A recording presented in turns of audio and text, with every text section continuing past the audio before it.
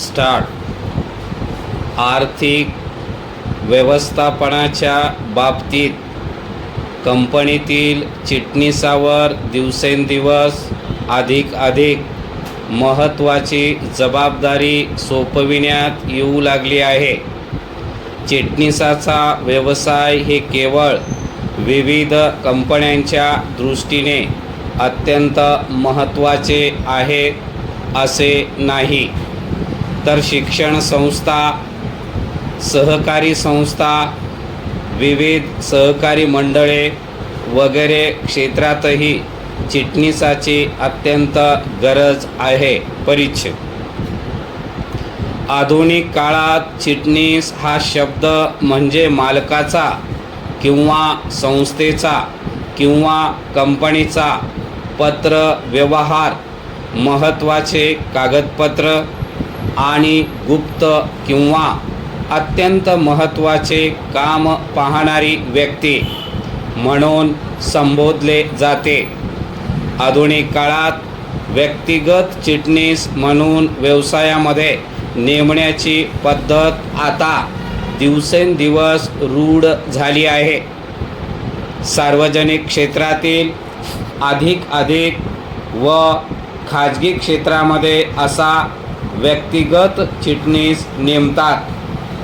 शासन यंत्रणेतही मंत्री, उपमंत्री, अधिकारी वर्ग आपला व्यक्तिगत चिटणीस यांच्या परस्परांबद्दल विश्वास असणे अत्यंत आवश्यक आहे. चिटणीसाची कामे करणारी व्यक्ती हुशार व प्रामाणिक असणे जरुरी असते. पत्रव्यवहार सांभाळणे, महत्त्वाचे कागदपत्र जपून ठेवणे, संस्थेचे अहवाल, नोटीस व आर्थिक अंदाजपत्रक सादर करणे हेही चिटणीसाचे काम आहे. चिटणीसामध्ये व्यावसायिक पात्रता, प्रशिक्षणविषयक पात्रता, कायद्याचे ज्ञान, हिशोबशास्त्राचे ज्ञान, नेतृत्व शक्ती, सभेसंबंधीचे नियम व वक्तशीरपणा हे गुण असणे अत्यंत आवश्यक आहे. चिटणीसावर जी कामे सोपवली जातात त्या कामासंबंधी चिटणीसाला चटकन निर्णय घेता आला पाहिजे. त्याने संस्थेचे हितच डोळ्यासमोर ठेवले पाहिजे. परिच्छेद. चिटणीसाने व्यवस्थितपणा व टापटीप अंगी बाणवून घेतली पाहिजे. कामामध्ये दप्तर दिरंगाई होता कामा नये. जे काम समोर येईल ते ताबडतोब पूर्ण केले पाहिजे. चिटणीसाला प्रत्येक अधिकाऱ्याबरोबर समतोलपणा साधता आला पाहिजे.